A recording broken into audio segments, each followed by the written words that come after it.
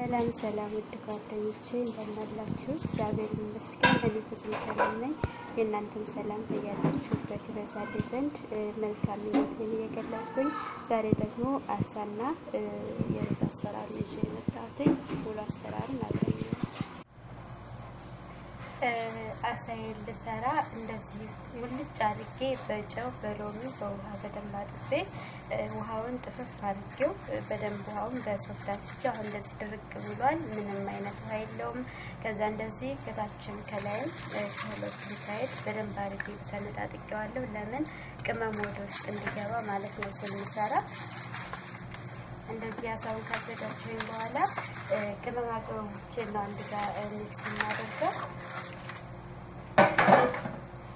የምጠቀማቸው ቅመሞች እዚህ ጋር ሎሚ 2 የሎሚ ጭማቂ አለኝ፣ የሎሚ ጭማቂ ውሃ ማለት ነው።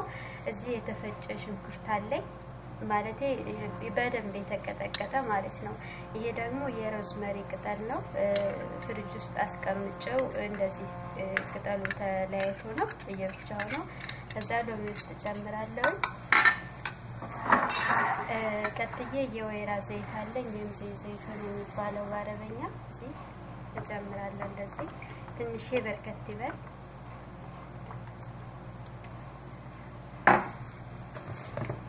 ከዛ ቀጥዬ ጨው ጨምራለሁ። ጨው ግን የተፈጨ ጨው መሆን አለበት።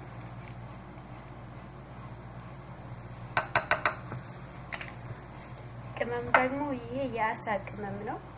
ኦሬዲ ሌላ ቅመም አያስፈልገውም ከቅመማ ቅመሞች ማለት ነው። ይሄ ላሳ ተብሎ የተዘጋጀ ቆንጆ ቅመም ስለሆነ ይሄ ከሌላችሁ ግን ከሙን የተፈጨ ከሙንና የተፈጨ ኩዝበራ ወይም ደግሞ የድንብላል ማለት ነው እሱን ጨምሩበት። ወይም ያለንን ቆንጆ የምንለው ቅመም ተጠቅሞ መስራት ይቻላል። ምንም ችግር የለውም። እኔ ብዙ ጊዜ ሞክሬያለሁ ማለት ነው። ከዛ ቀጥዬ ቁንዶ በርበሬ በትንሹ ትንሽ ቁንዶ በርበሬ ጨምራለሁ። እርድ ደግሞ ከለሩ ቆንጆ እንዲወጣልን ያስፈልገናል። ከዛ አሳው የተወሰነ መቀጥ እንዲሆንልኝ የተፈጨ በርበሬ ጨምራለሁ። ከዛ ሁሉንም በአንድ ጋር ሚክስ ማድረግ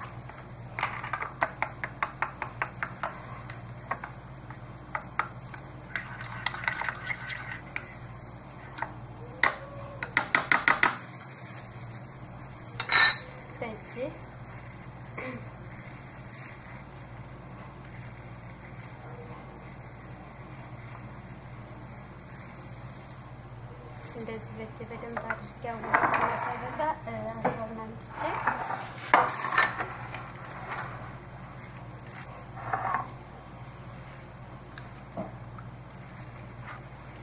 በደንብ ወደ ውስጥ እንዲገባልኝ እንደዚህ ያደረኩኝ።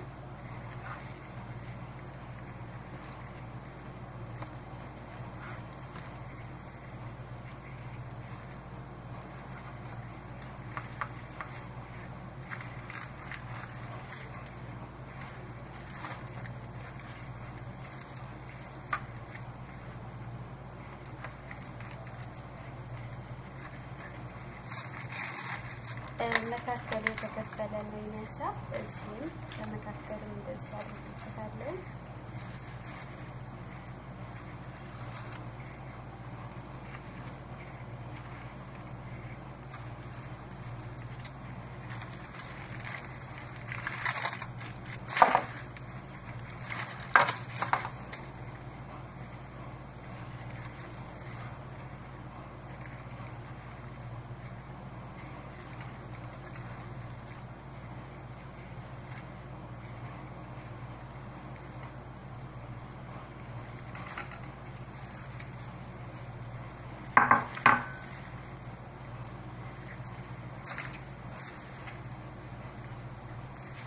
ልክ እንደዚህ በደንብ ከቀባሁኝ በኋላ መልሼ በአሉሚኒየም በደንብ አድርጌ ሸፍንና ሳበቃ ለ2 ሰዓት ያክል ወይም ከዚያም በላይ እንዳለን ጊዜ መጠን እናቆየዋለን ማለት ነው። ለምን የቅመሙ ጣዕም ወደ ውስጥ እንዲገባልን።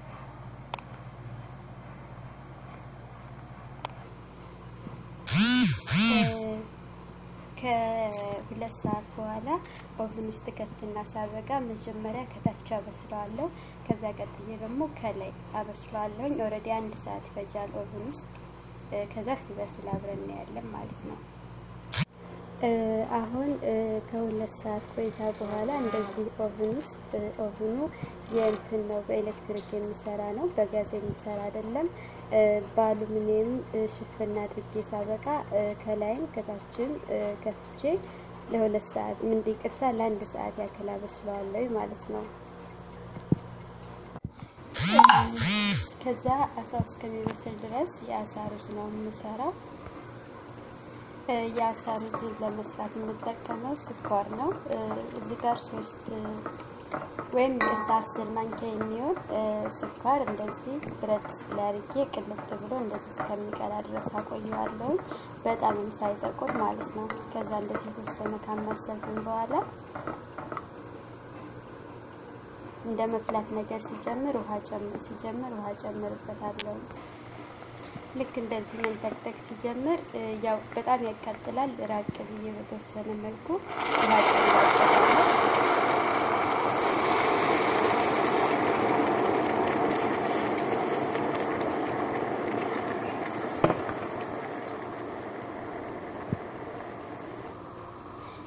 ከዛ ሩዜን አምጥቼ ጨምሬያለሁኝ። ይቅርታ ቪዲዮ ስለተቆረጠብኝ ነው።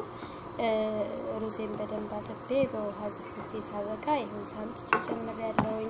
ቀጥዬ ጨውና ዘይት ነው የጨመርኩበት። ሌላ ምንም ነገር አልጨምርበትም። ሲበስል ታዩታላችሁ። ጣዕሙ ግን ስኳር የሚል እንዳይመስላችሁ። ምንም የስኳር ጣዕም አይኖረውም። ለምን እስኪ ቃላ ድረስ ስላመስኩት ማለት ነው።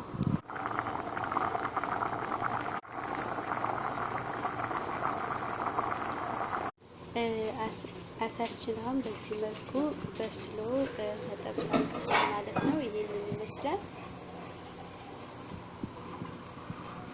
የሰራሁት ሩዝ ደግሞ ለማና እንደዚህ ወጥቶልኛል። ቆንጆ ሩዝ ማለት ነው። በሌላ ቪዲዮ እስከምንገናኝ ድረስ ቻሌንጅ